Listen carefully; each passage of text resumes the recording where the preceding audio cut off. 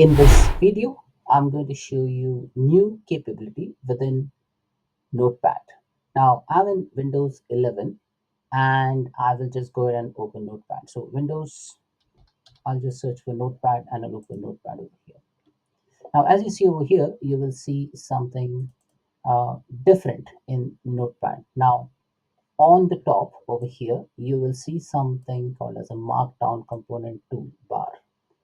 Now, in Notepad, now instead of just saving the file as txt, you'll be able to save the file as a markdown as well. Now, if I just start typing in over here, so if I go to file, I get an option new tab, new window, and new markdown tab. So I'll click on new markdown tab. Now, what this markdown tab is, it will allow you to create a markdown component. So let me start writing something. So I'll just say 1, 2. So let me say 1.2 and 3.3. So I'm just typing in a bulleted fashion. Okay. Now this is a markdown syntax. So if I go to view markdown and formatted, then I can see that this has already been formatted in some different fashion, right? Now, this is one example. Second example is like maybe I'll just start putting, say, H1. I want to put an H1 component within a markdown. So for that, what I'm going to do H1 and I'll say heading, okay? And I'll say Girish. Then in the next tab, I'll just pick up section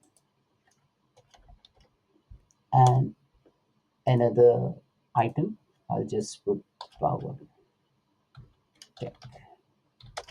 So what I'm doing is I'm actually writing a markdown component. Now this is formatted, and if I see the markdown syntax, this is how the markdown syntax will appear. So this is kind of H3, this is kind of H5, this is kind of H3. Now if I want to put it just H1, this is how this will look like. And now if I click over here, I can see the actual text component. So this is actually a text component, and this is how the markdown syntax will look like, right?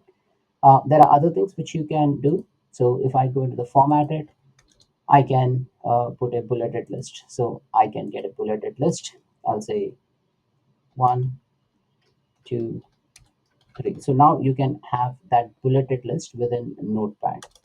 Also, you can have a numbered list. So numbered list. So A, B, and C. So this is the formatted item. And if I want to go to the markdown syntax, I can see this is how it is written.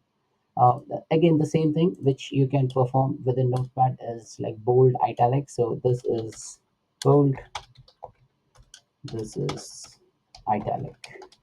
If I just select the bold, if I click on bold, this has become bold. If I click on italic, this has become italic. And if you want to see what is the syntax, you can just go ahead and see in the file. So this is how the syntax will look like.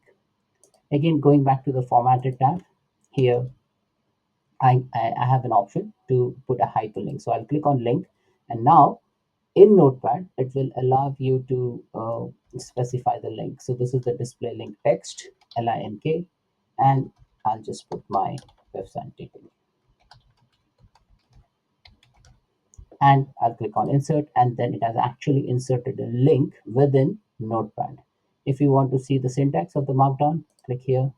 This is how the link is presented within a markdown syntax. And then the other one, if you want to clear out all the formatting, you can just click on clear formatting.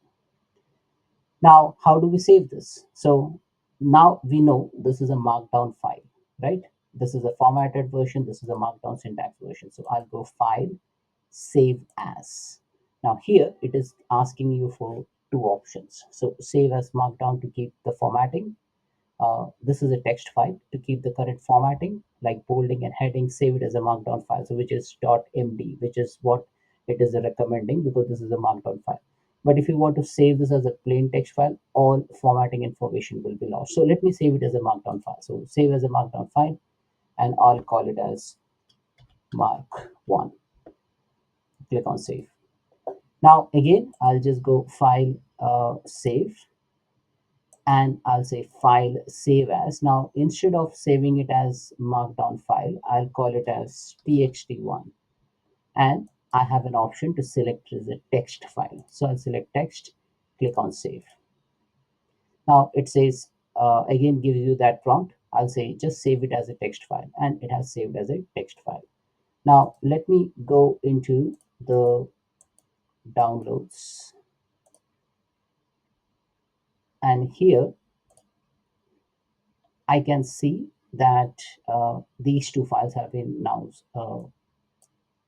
saved. So txt1 and markdown1. So I'll just open the text file, and now as you see in the text file, it has removed all the syntax. So even the markdown syntax will be gone. So what it will do, it will apply the clear formatting option on the text, and it will remove all the formatting. It will be stored as a simple plain text. So that's what happened when you save it as a text file. Now, if you save it as a markdown file, now markdown I'm opening in VS Code. So I'll just open this in VS Code. I'll just say just once.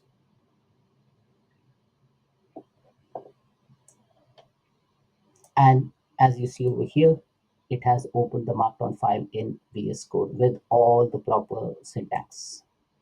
Now again, in VS Code, if you have installed a previewer for Markdown, you can just go ahead and see the previewer, and then it will show you the previewed option over here.